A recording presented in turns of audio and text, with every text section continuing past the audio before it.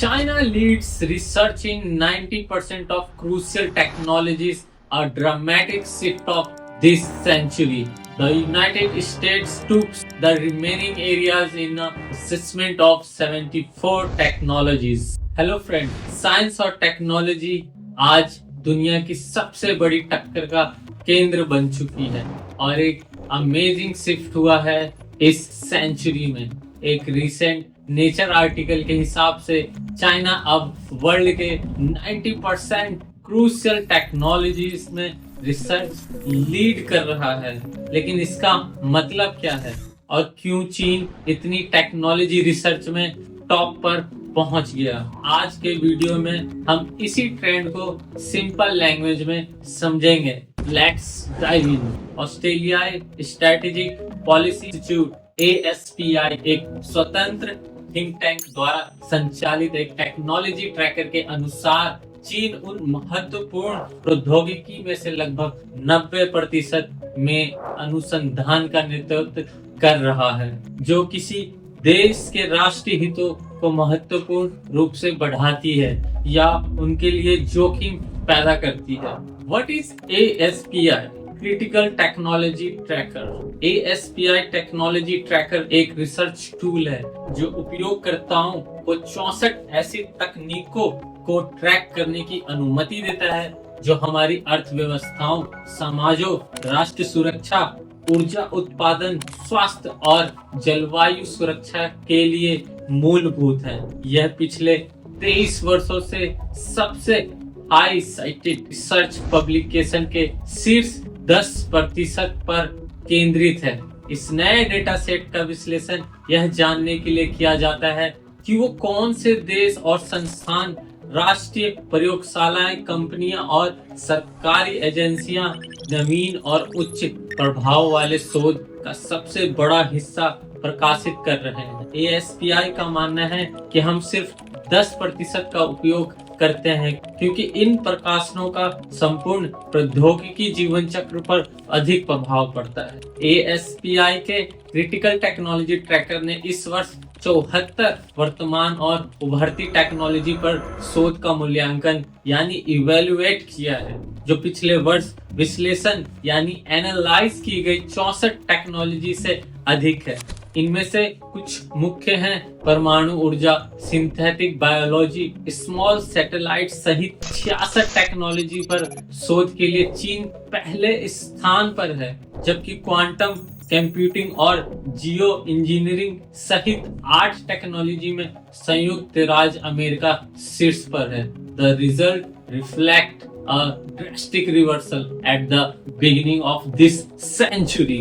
America assess technology में से 90% से अधिक अग्रणी था, जबकि चीन 2024 एडिशन के अनुसार उनमें से 5% से भी कम में अग्रणी। Top 5 countries ranked by their past 5 years of performance in all 64 technologies. Washington DC स्थित एक गैर लाभकारी अनुसंधान संगठन centre for strategic international studies में चीन इंडस्ट्री पॉलिसी पर शोध करने वाली इलारिया माजोको कहती हैं, चीन ने साइंस एंड टेक्नोलॉजी के क्षेत्र में अविश्वसनीय प्रगति की है, जो अनुसंधान और विकास के साथ साथ पब्लिकेशन में भी रिफ्लेक्टेड होती है।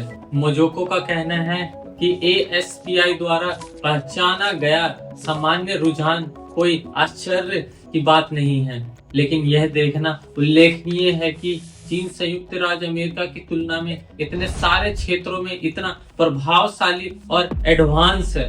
हांगकांग विश्वविद्यालय के विज्ञान नीति शोधकर्ता वांग यानबो का कहना है कि इसका संबंध उन तकनीकों के प्रकार से हो सकता है जिन पर नजर रखी जाती है।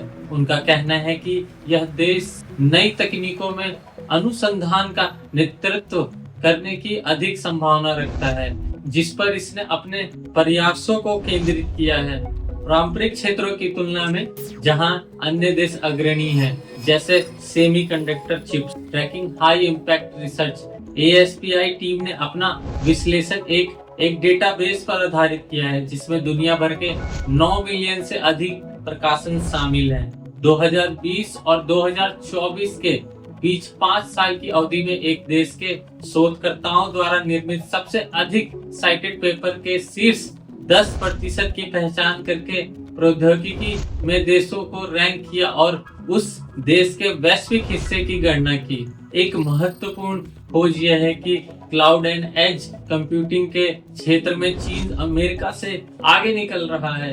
यह जानकारी वर्जीनिया के आर्लिंगटन स्थित एक non profit organisation special competitive studies project के राष्ट्रीय सुरक्षा और टेक्नोलॉजी स्ट्रेटेजिस्ट डेविड लिन ने दी है।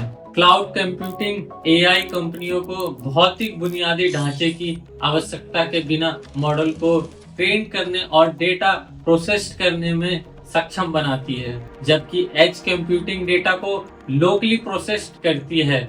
लिंक का कहना है कि इन क्षेत्रों में चीन की रिसर्च इंटेंसिटी पॉसिबली उन रैपिडिटी को दर्शाती है जिसके साथ बीजिंग एआई लैब से निकालकर प्रैक्टिकल उपयोग में ला रहा है। चीन के सुंजो स्थित सियान जियोंगतोंग लिवरपूल विश्वविद्यालय में टेक्नोलॉजी इनोवेशन पर ध्यान केंद्रित करने वाले पॉलिटिकल इकोनॉमिस्ट स्वीडन हाई का कहना है कि इस विश्लेषण को डिक्लाइन ऑफ अमेरिकन पावर के रूप में नहीं समझा जाना चाहिए। स्टीवन हाई के अनुसार सामान्य तौर पर संयुक्त राज्य अमेरिका अभी इन प्रौद्योगिकी में से वैश्विक स्तर पर एक महत्वपूर्ण भूमिका निभाता है। इस अध्ययन में भाग लेने वाली ASPI की data scientist jenny Wong Leong ने चेतावनी दी है कि निष्कर्ष बताते हैं कि लोकतांत्रिक देशों को कई आवश्यक क्षेत्रों में अत्याधुनिक विज्ञानों और अनुसंधान में लंबे समय से हासिल किए गए कठिन परिश्रम से प्राप्त लाभ होने का खतरा है, जो दुनिया की सबसे महत्वपूर्ण टेक्नोलॉजीज के विकास और उन्नति के लिए महत्वपूर्ण है। Facing limitation. हालांकि ASPI का ट्रैकर किसी देश की एकेडमिक पेस को मापने के लिए अच्छा है, लेकिन यह उसकी होलिस्टिक इनोवेटर क्षमता को प्रतिबिंबित नहीं कर सकता। डेविड हाई ने नोट किया कि ASPI के डेटा एनालिस्ट ने अपने 2025 के अपडेट में इसे स्वीकार किया। लिन का कहना है कि बड़ी संख्या में इन्फ्लुएंशियल पब्लिकेशन का होना इंजीनियरिंग एफिशिएंसी, मैन्युफैक्चरिंग कैपेबिलिटी और कॉमर्शियल सफलता को जरूरी नहीं दर्शाता। वे एडवांस एयरक्राफ्ट इंजन का उदाहरण देते हैं, जो कि अध्ययन में शामिल तकनीकों में से एक है। हालांकि इस तकनीक में चीन पहले स्थान पर है और उसके पास एक बड़ा औद्योगिकी आधार और गवर्नमेंट ओनरशिप वाली एरोस्पेस कंपनियां हैं। फिर भी चीन के इंजन अभी तक अमेरिका या यूरोप के परफॉर्मेंस, रिलायबिलिटी और ड्यूरेबिलिटी ऑफ लीडिंग मॉडल्स के स्तर तक नहीं पहुंच पाया है। हो सकता है जहां बड़ी संख्या में शोध करता है, क्योंकि उनके द्वारा अपने देशवासियों द्वारा साइटिंग रिटर्न पब्लिकेशन का हवाला देने की अधिक संभावना है। तो दोस्तों, आज हमने देखा कि चाइना ने नियरली 90% क्रूशल टेक्नोलॉजी में रिसर्च लीडरशिप हासिल कर ली है, जो एक ड्रामेटिक शिफ्ट है ग्लोबल साइंस लैंडस्केप। और इसका इम्पैक्ट सिर्फ टेक्नोलॉजी कंपनीज तक नहीं है, बल्कि नेशनल सिक्योरिटी और फ्यूचर इंडस्ट्री तक है। साथियों, अगर आपको ये वीडियो इंफॉर्मेटिव लगा हो तो लाइक, शेयर और सब्सक्राइब जरूर करें। कमेंट करके बताइए कि आपको कौन से फील्ड सबसे इंटरेस्टिंग लगता है, AI या बायोटेक या space. Thank you for watching. मिलते हैं नेक्स्ट वीडियो में।